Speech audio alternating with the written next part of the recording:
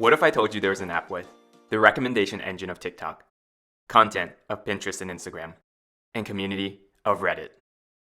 Yes, this app actually does exist, but you've likely never heard of it.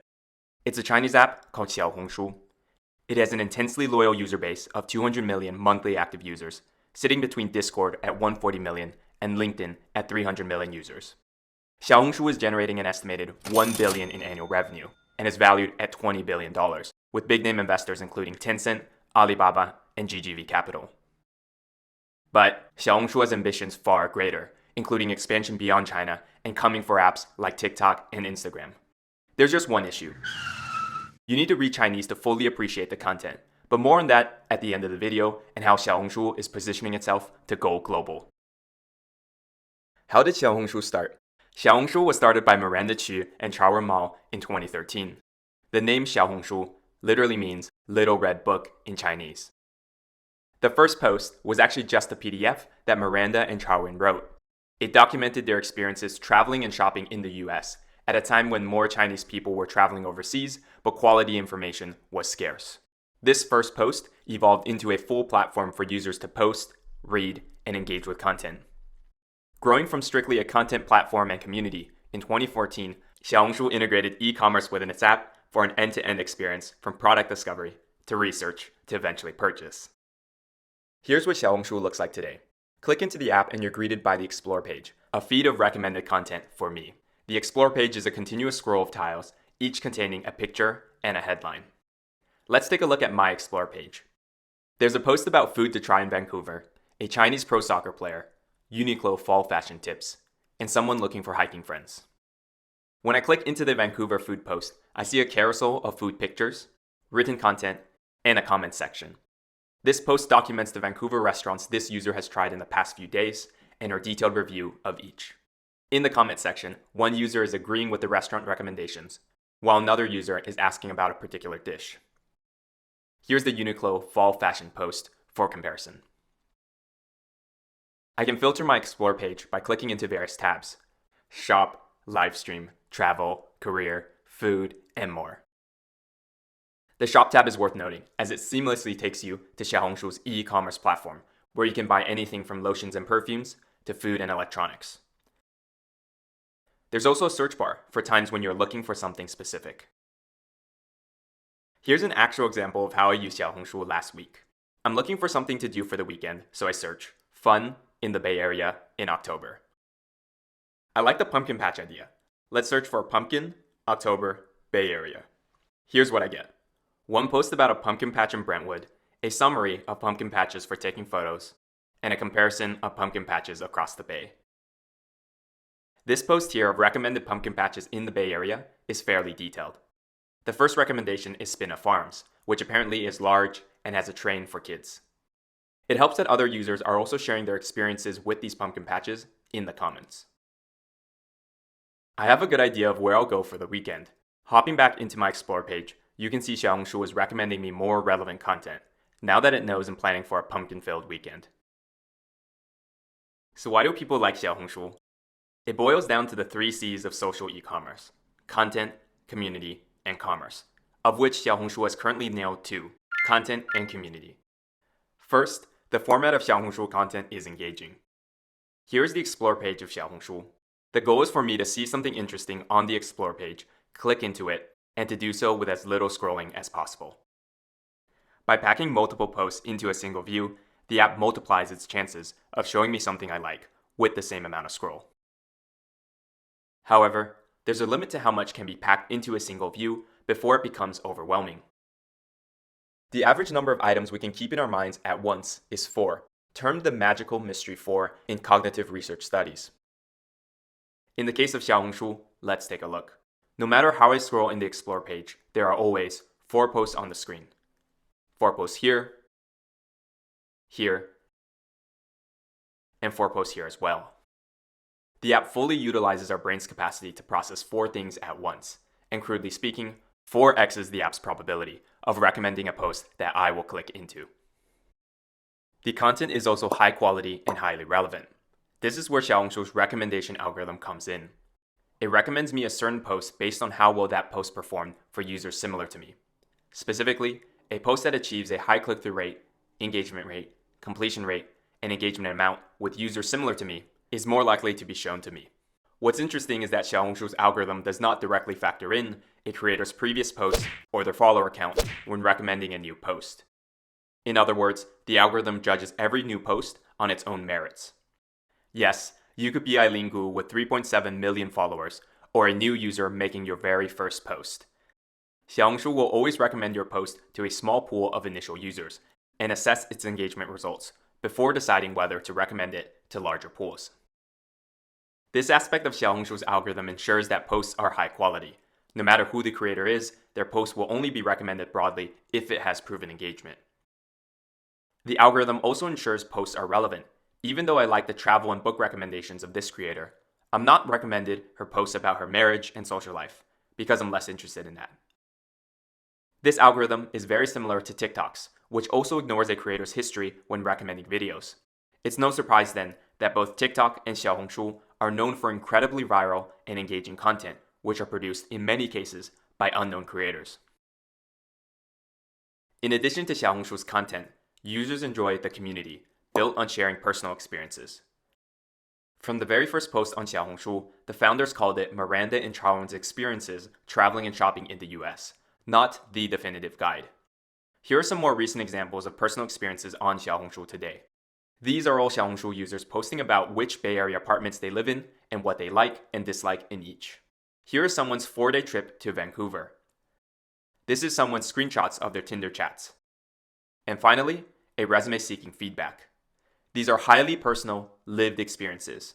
Users appreciate the level of detail in the posts, and they feel compelled to comment. In the resume example, you have comments suggesting layout improvements and word changes. The level of depth in these comments reminds me of another strong online community, Reddit. Here's a post from the subreddit r/resumes for comparison. The emphasis on sharing personal experiences on Xiaohongshu also encourages more people to post. One of Xiaohongshu's slogans is, "The life experiences of 200 million people, all on Xiaohongshu." Everyone has life experiences, and all are equally valid. No right or wrong, just you doing you.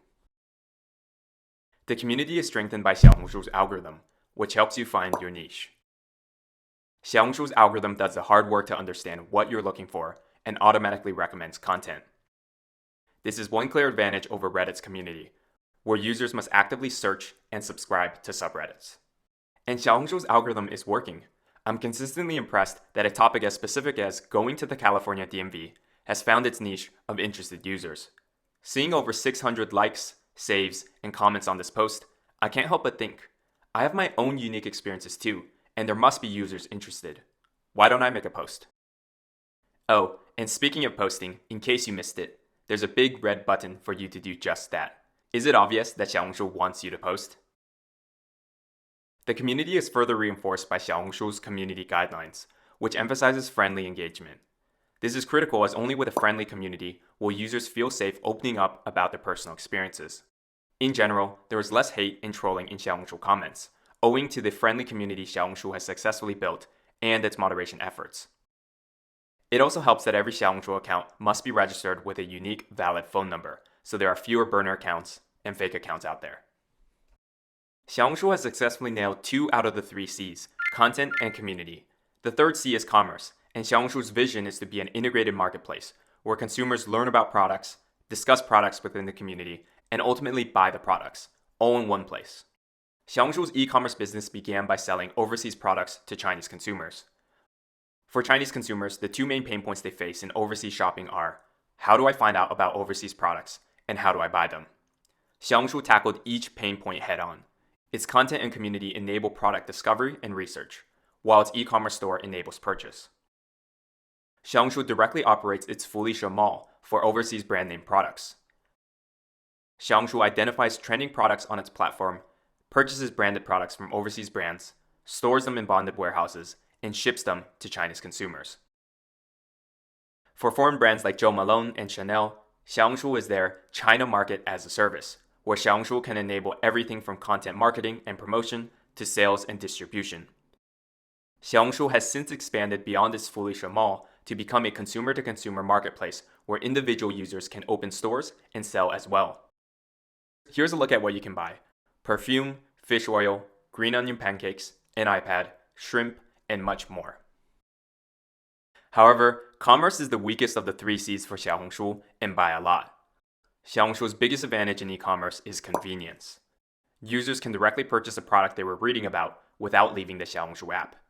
However, outside of convenience, there are no other clear advantages to buying on Xiaohongshu, whether it be price, shipping time, or customer service. Buying on Xiaohongshu with its added convenience is still not significantly better than the alternative, which is to switch to the Taobao or Jingdong app to buy the exact same product there. And Xiaohongshu unfortunately has no good solution to the so-called window shoppers, users who leverage the content and community on Xiaohongshu for product discovery and research, but eventually make the purchase elsewhere. On the whole, Chinese consumers may not be ready for another e-commerce platform. Established players like Taobao, Jingdong, and Pinduoduo are still the go-to places to shop. For example, one merchant who has operated an online Xiaohongshu shop for many years admitted it only accounts for about 1% of his income, with the vast majority coming from other e-commerce platforms. While Xiaohongshu is still figuring out its e-commerce business, Xiaohongshu has clearly found a loyal user base for its content and community. 200 million monthly active users, to be exact. The average Xiaohongshu user spends 40 minutes daily on the app, which is 3 times longer than Pinterest users, almost twice as long as Reddit users, and closing in on TikTok and Instagram at 50 minutes a day. In total, Xiaohongshu generates 3 billion impressions every day. So how is Xiaohongshu monetizing? It's monetizing its content and community via ads, and commerce is the sale of goods. Here are some examples of ads on Xiaohongshu, ranging from product sponsorships to more traditional ads. The second way Xiaohongshu monetizes is through e-commerce sales. For the Fulisho mall that Xiaohongshu operates, Xiaohongshu buys the branded overseas goods and then sells it for profit. For independent sellers on Xiaohongshu, Xiaohongshu takes a 2 to 5% commission fee for every product that is sold on the platform. Xiaohongshu is making roughly $1 billion USD in total revenues, where 60 to 80 million are in ads and the remaining in e-commerce. No surprise, given Xiaohongshu's competitive advantage in content and community. So what's next for Xiaohongshu? Ads are a big priority. To compare Xiaohongshu with its competitors, we'll look at average revenue per user, calculated as annual ad revenue divided by monthly active users on the app. ARPU measures how well an app monetizes its current user base.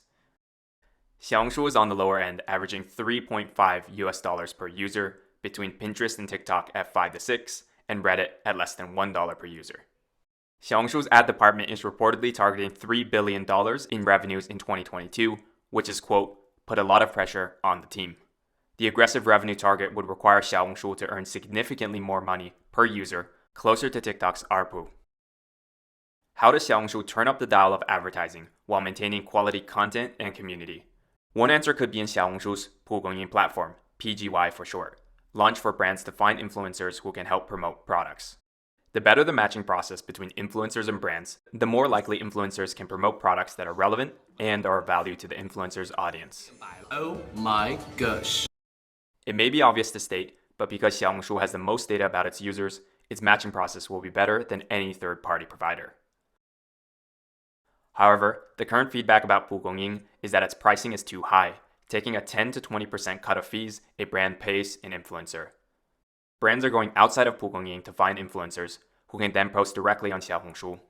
There are a few risks to this. A subpar matching process will leave users wondering why a certain creator is promoting a certain product, hurting the platform's authenticity. Sponsorships made outside of Xiaohongshu will also show up as a regular post, not tagged as a sponsored post as you see here, reducing transparency in the platform. It's in Xiaohongshu's best interest to refine its strategy of Pugongyin to ensure that it is the go-to place for brands looking for influencers. This is critical given many Chinese marketing agencies recommend spending the majority of Xiaohongshu marketing budget on influencer product sponsorships. One strategy is to lower Pugongyin pricing as a way to lure brands onto the platform. As a point of comparison, TikTok's creator marketplace is currently free for brands to use. Pugongyin can also consider increasing its value for brands. One way is to share additional first-party Xiaohongshu data to brands, such as detailed stats on influencers or insightful market trends, some of which Xiaohongshu currently shares for free.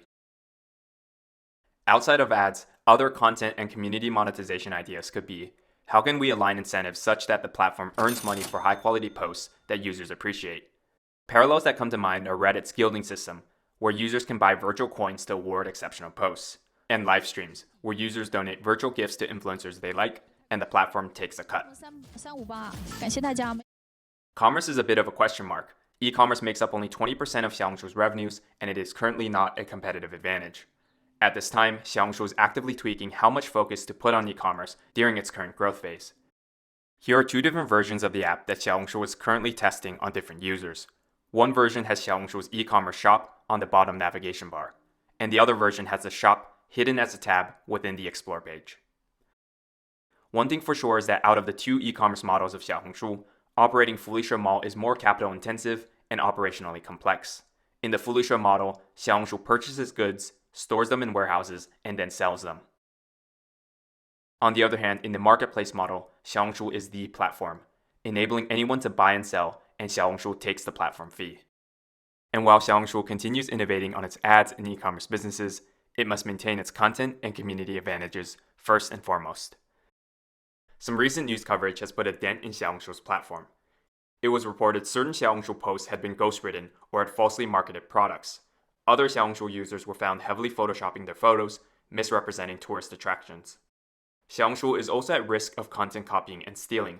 For example, in 2018, when Dianping, Yelp in China, copied over 1 million Xiaohongshu posts to Dianping's platform. There have even been complaints about the platform leveraging its user base, which is 70% female, to attract more male users onto the platform. Xiaohongshu must continue to stay vigilant and respond to any threats to the authenticity of its content and the safety and friendliness of its community. Finally, international growth is a key question for Xiaohongshu, and it's against the clock. TikTok recently launched a carbon copy of Xiaohongshu via Lemonade in Thailand and Japan. Can Xiaohongshu become what it is in China outside of China as well? Its best bet is leveraging what it already has as competitive advantages, a large, highly engaged, and mostly Chinese user base. The sweet spot for Xiaohongshu is to double down in markets and audiences that can find value in the existing content and community and organically push the boundaries of the platform. These would be in countries like Thailand, Malaysia, and the US, all with large Chinese populations. These users can enjoy the Chinese language and culture in Xiaohongshu today, but will naturally want to use Xiaohongshu for more than just Chinese content. Indeed, Xiaohongshu is positioning itself for internationalization. Here you see an in-app message Xiaohongshu sent to me and other US-based users, asking for product feedback. It's also curious that Xiaohongshu has a mixed language setting, displaying both Chinese labels and English labels for the same user. Exactly what they have planned for going global is anyone's guess. Does Xiaohongshu rebrand itself to be more global instead of Chinese-centric? Does it eventually need to create a separate app and backend to serve its user base outside of China, similar to TikTok? Let's find out together. These are my current thoughts on Xiaohongshu, and I'd love to hear yours too. Would you use this app if it had an English version? What do you like and dislike about it? Do you see it taking over existing apps, like Instagram and TikTok? Please comment down below. If you like this video and want to see more videos about China tech and its role in shaping culture and lives in China and worldwide, please like this video and subscribe to our channel.